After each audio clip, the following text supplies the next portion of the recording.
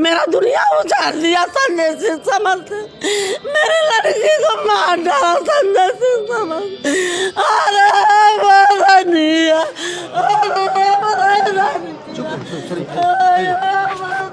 अरे और इस वक्त आप देख रहे हैं सारनाथ थाना में हम लोग आए हुए हैं।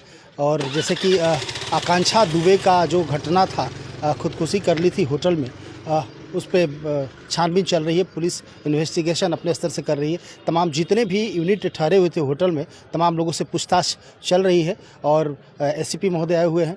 आकांक्षा दुबे की मां भी आई हुई है। आकांक्षा दुबे की मां का कहना है कि हमारी बेटी सुसाइड कर ही नहीं सकती थी, कहीं ना कहीं उसको मारा गया है। और क्या आकांक्षा दुबे की मां का कहना है, तमाम चीज़ें हम आपको दिखाएंगे।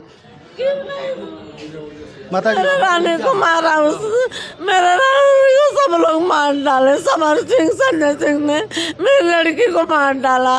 मुझे